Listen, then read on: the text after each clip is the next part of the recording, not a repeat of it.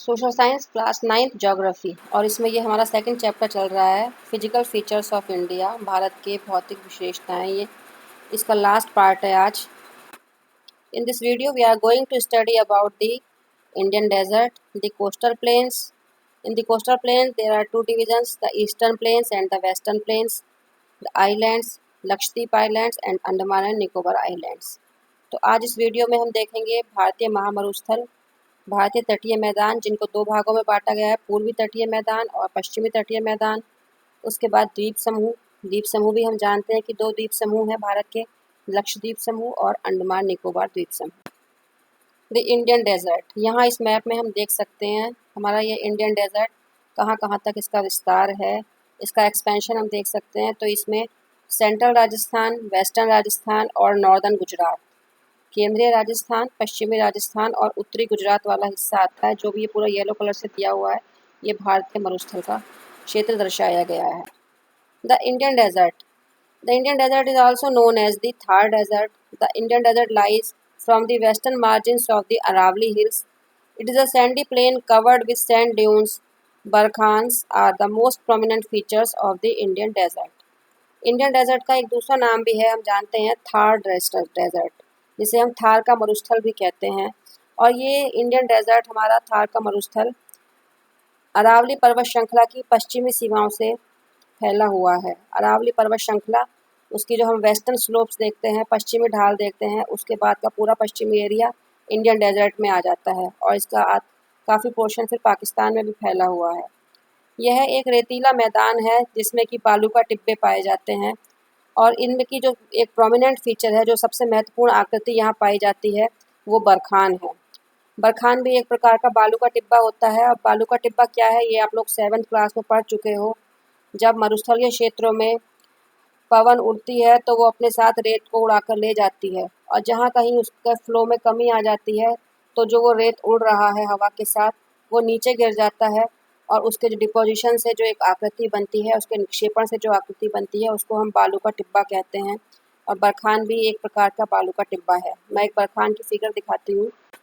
यह है बरखान, जहाँ की विंड की डायरेक्शन में इसका स्लोप होता है और आगे की साइड इसकी साइड्स निकली रहती हैं, जिसे हॉर्न या सींग भी कहते हैं बरखान का। तो इस प्रकार के बरखान बहुत बड़ी संख्या में थार के मरुस्थल में पाए जाते हैं। The Indian desert is a dry region as it receives very low rainfall. The average annual rainfall here is only about 15 centimeter. ये थार का मरुस्थल या भारतीय महामरुस्थल एक शुष्क क्षेत्र है जहाँ की वर्षा बहुत ही कम होती है। यहाँ की औसत वार्षिक वर्षा 15 सेंटीमीटर के लगभग है।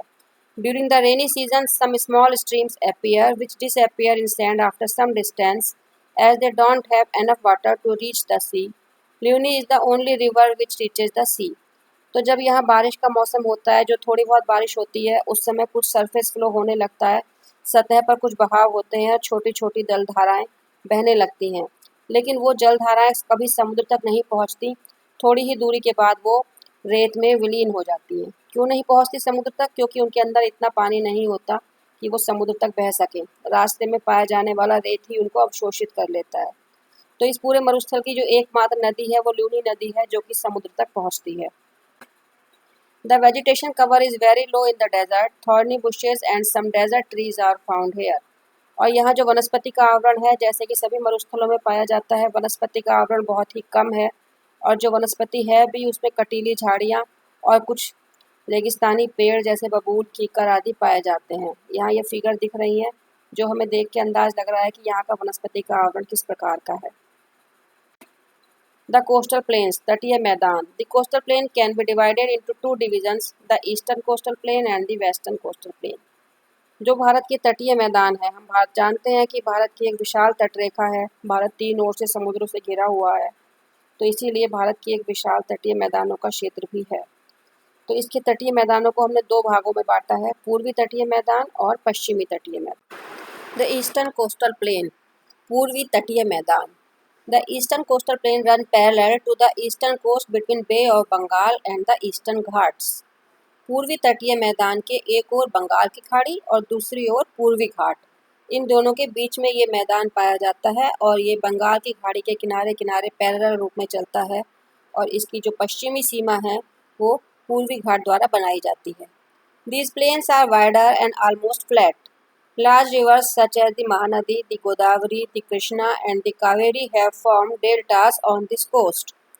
और इस मैदान को अगर हम देखते हैं तो ये तुलनात्मक रूप से अधिक चौड़ा है और लगभग समतल मैदान के रूप में है। तुलनात्मक रूप से मतलब in comparison to the western coastal plain. पश्चिमी तटीय मैदान की तुलना में इसकी चौड़ाई ज़्यादा है और कुछ बड़ी विशाल नदियाँ इन मैदानों से होकर बहती हैं और डेल्टा का निर्माण करती हैं, जैसे कि महानदी, गोदावरी, कृष्णा और कावेरी। हम लोग जानते हैं कि प्रायद्वीपीय पठार की ये 4 प्रमुख नदियां हैं। These 4 are the prominent rivers of the peninsular plateau. और ये चारों नदियां पूर्व की ओर बहते हुए बंगाल की खाड़ी में गिरती हैं और बंगाल की खाड़ी में गिरने से पहले ये डेल्टा का निर्माण करती हैं। और इन चारों नदियों के डेल्टा इस पूर्वी तटीय मैदान में ही पाए जाते हैं। The northern part of this coastal plain is known as the Northern Sarkar Coast and the southern part is known as the Coromandel Coast. तो जो ये पूरा ईस्टर्न कोस्टल प्लेन है, पूर्वी तटीय मैदान है, इसको 2 भागों में बांटा गया है। इसका जो उत्तरी हिस्सा है, जो नॉर्दर्न पार्ट है, उसे हम उत्तरी सरकार तट कहते हैं। इसका विस्तार उड़ीसा और आंध्र प्रदेश में आता है। आंध्र प्रदेश का अधिकांश हिस्सा इसी में आ जाता है। और जो इसका दक्षिणी हिस्सा है, जो मुख्य रूप से तमिलनाडु में आता है, उसे हम कोरोमंडल तट के नाम से जानते हैं। And as a whole it is known as eastern coastal plain. Chilka lake is the important feature along this coast. इस तट की एक और भौगोलिक विशेषता जो एक इम्पॉर्टेंट फीचर है वो है उड़ीसा में पाई जाने वाली चिल्का लेक, चिल्का झील, जो एक लैगून झील है और जो उड़ीसा के तटीय भाग में पाई जाती है। द वेस्टर्न कोस्टल प्लेन, पश्चिमी तटीय मैदान। The western plains run parallel to the western coast between the Arabian Sea and the Western Ghats. ये जो पश्चिमी तटीय मैदान है, ये पश्चिमी तट के समानांतर फैले हुए हैं। तो पश्चिमी तटरेखा है जो हमारी अरब सागर के किनारे किनारे, उस अरब सागर और पश्चिमी घाट के बीच में जो मैदान पाए जाते हैं उन्हें हम वेस्टर्न कोस्टल प्लेन कहते हैं। इन वेस्टर्न कोस्टल प्लेन के एक किनारे पर, इनके पश्चिमी किनारे पर अरब सागर पाया जाता है और इनके पूर्वी किनारे पर सह्याद्री पर्वत श्रृंखलाएं या वेस्टर्न घाट पाए जाते हैं, पश्चिमी घाट पाए जाते हैं। This coastal plain is a narrow strip, the Narmada and the Tapti reverse have formed estuaries here. और ये तटीय मैदान एक सकरी सी पट्टी के रूप में है। In comparison to the eastern coastal plain, the western coastal plain is narrower. पूर्वी तटीय मैदान की तुलना में जो ये पश्चिमी तटीय मैदान है ये बहुत सकरा है।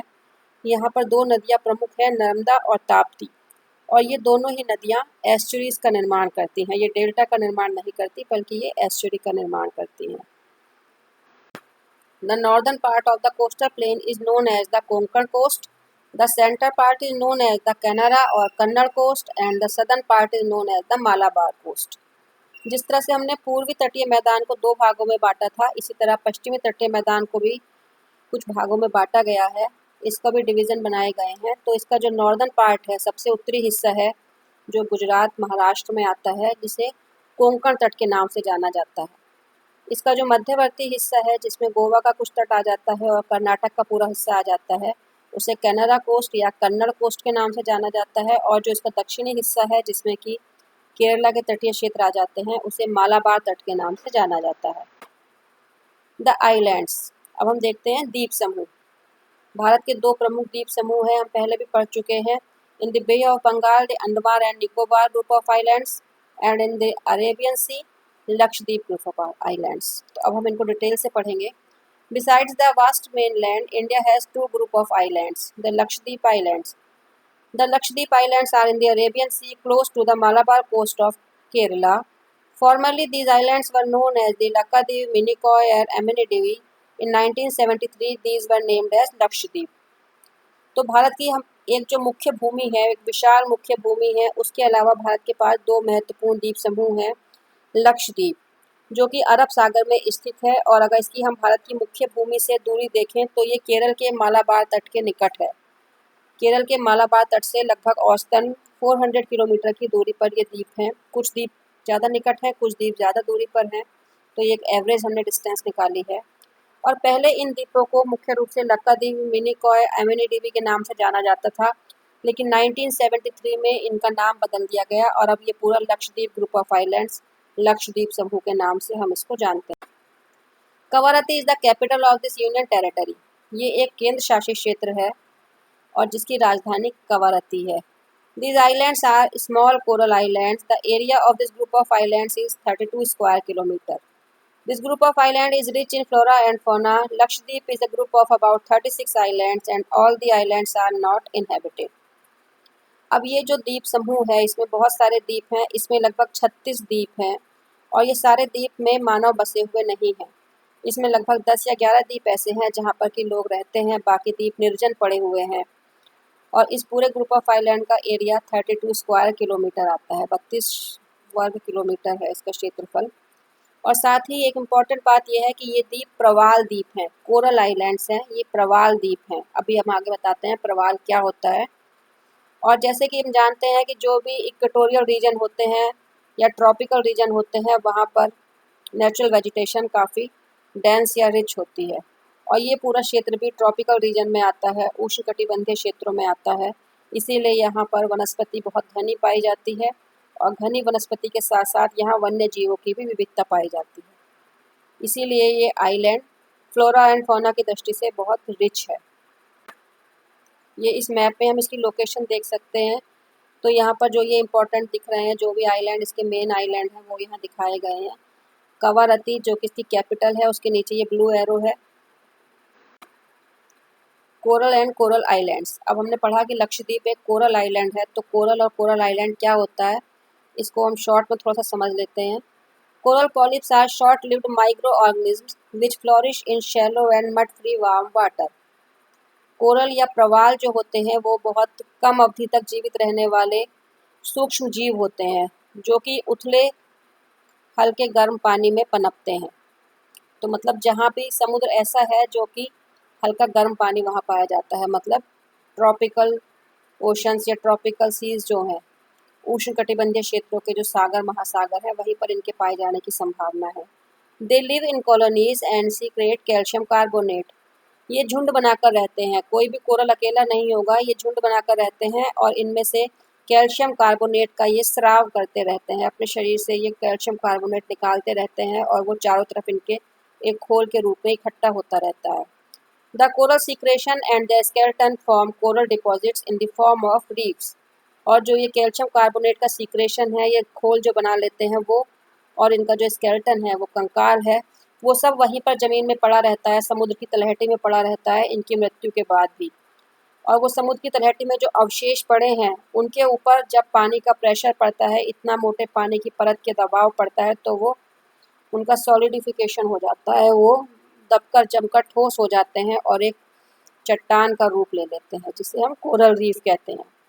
There are mainly 3 types of reefs, barrier reefs, fringing reef and atolls. मुख्य रूप से 3 प्रकार की होती हैं ये कोरल रीफ। अभी इन्हें डिटेल में पढ़ने की ज़रूरत नहीं है, ये हमारे सिलेबस में नहीं है, बस इनका नाम ही हमें जानना है, barrier reef, fringing reef and atolls. इनको फिगर देख कर थोड़ा लगा सकते हैं। ये फर्स्ट नंबर पे है फ्रिंगिंग रीफ, जो किसी आइलैंड के पास का जो समुद्र क्षेत्र है वहाँ पर ये पाई जाती हैं। वहाँ पर ये कोरल इकट्ठे होते होते शैल के रूप में बाहर ऊपर समुद्र के ऊपर तक आ जाते हैं। तो मेन लैंड जो है उस आइलैंड की और जो कोरल रीफ है उसके बीच में एक शैलो सी पाया जाता है, उथला सा समुद्र पाया जाता है। उस द्वीप की मुख्य भूमि और ये कोरल रीफ के बीच में उथला सा समुद्र पाया जाता है। बैरियर रीफ ये भी किसी आइलैंड के चारों तरफ या उसके एक साइड में किनारे पर कहीं पाया जाता है। यहाँ पर जो ये कोरल रीफ है और जो वो आइलैंड है उसके बीच में थोड़ा गहरा समुद्र पाया जाता है, कुछ ज़्यादा दूरी पर ये पाए जाते हैं। एंड एटॉल जो ये कि वलयाकार रूप में, एक लैगून के रूप में कोरल इकट्ठे होते रहते हैं और वो बाद में एक आइलैंड के रूप में आ जाते हैं। The Andaman and Nicobar Islands. A chain of islands is located in the Bay of Bengal. This group of islands is known as the Andaman and Nicobar Islands. There are about 572 islands in this group, in which only 38 are inhabited, and the capital of this group of islands is Port Blair. Bengal की खाड़ी में द्वीप समूह की एक श्रृंखला पाई जाती है जिसे हम अंडमान निकोबार द्वीप समूह के नाम से जानते हैं। इसमें अनेक छोटे बड़े द्वीप हैं और कुल मिलाकर द्वीप की संख्या लगभग 572 है, जिनमें से केवल 38 द्वीप ही ऐसे हैं जिस पर कि मानव बसाव है, जिस पर कि लोग निवास करते हैं। और इस द्वीप समूह की राजधानी पोर्ट ब्लेयर है। The area of this group of islands is 8,249 square kilometer. This group is divided into two. इस पूरे द्वीप समूह का क्षेत्रफल 8,249 वर्ग किलोमीटर है। इसे भी दो भागों में बांटा गया है। ये बहुत लंबी श्रृंखला है, तो इसको मुख्य रूप से दो भागों में बांटा गया है। The Andaman islands in the north, in which there are 325 islands, and the Nicobar Islands in the south, in which 247 islands are there. Andaman द्वीप समूह जिसमें कि 325 द्वीप हैं और निकोबार द्वीप समूह जिसमें कि 247 द्वीप हैं। जो उत्तर में स्थित द्वीप हैं वो अंडमान द्वीप समूह में आते हैं और दक्षिण के द्वीप हैं वो निकोबार द्वीप समूह में आते हैं। These islands are an elevated portion of the submarine mountains.